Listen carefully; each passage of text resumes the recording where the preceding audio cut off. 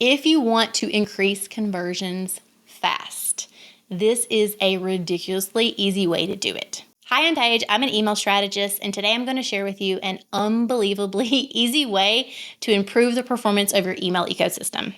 And that is by removing your dead ends. Now, what is a dead end? So imagine that you are driving on a road to your destination, and at some point along that road, you come to a cliff, and then there's a big ravine, and then the cliff continues on the other side, and so does the road. But there's no bridge. So you're unable to cross, right? Because there's no bridge, you're in a car, and there's some big disconnect in the road. And that's essentially what a dead end is in an email ecosystem. It's a point where engaged subscribers, people who are both opening and clicking on emails, drop off into lead limbo because there's a disconnect somewhere in the email ecosystem.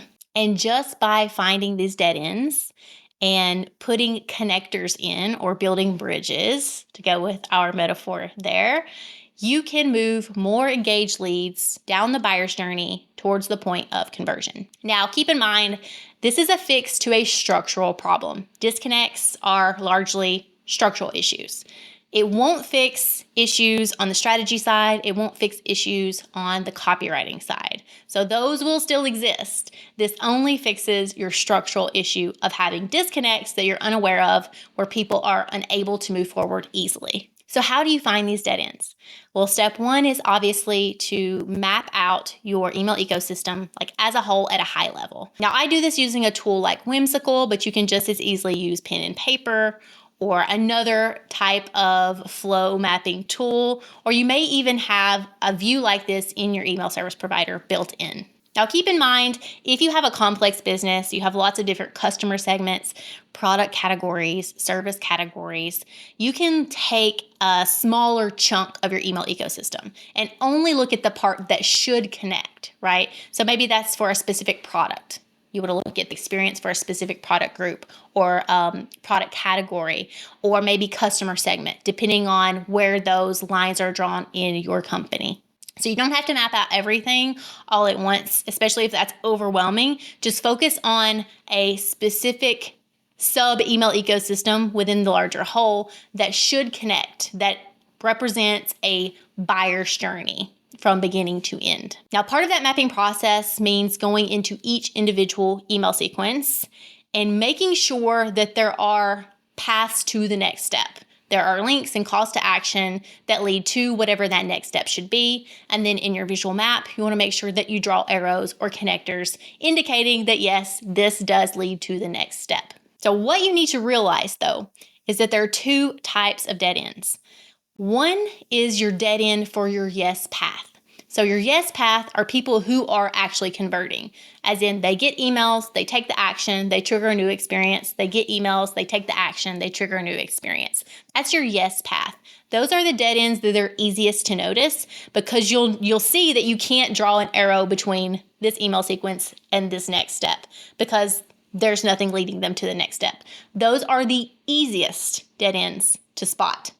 The subtler dead ends are ones that exist on the no path. So how I define the no path is people who are engaging with emails, opening and or clicking, but they're not converting right away. So at the end of the sequence, they've opened or clicked on a handful of emails, but they haven't taken that action that leads to that conversion goal. So they're engaging, but not converting. And we want to make sure that there's a path for them as well. My philosophy is if a lead is engaging with your emails, there should always be a path for them. No path dead ends are the hardest to spot when you're mapping your visual map because you'll see the simple connectors for the yes path, but you might overlook a missing connector for the no path. So one thing you want to make sure you're doing when you are looking at your email sequences, like on the sequence level, that you're looking at both the yes path and the no path. Make sure you have defined no paths for each sequence. That might mean that you have to add segmentation within an existing sequence to send additional emails or to trigger another email automation or another experience or set of actions for people who were engaging but didn't convert right away. Once you've mapped out your entire email ecosystem and drawn the connectors between all the individual pieces, both for the yes path and for the no path, Then you look at each dead end individually and decide, do you need to add additional emails? Do you need to add links or calls to action to existing emails? Or do you need to create, entirely new email experiences, which is often the case if you're missing a lot of no path connectors. And that's it. That's how you remove the dead ends that are dumping engaged leads into leads limbo, which we don't want. And it's also how you increase the odds that more inbound leads move through the buyer's journey towards the point of conversion.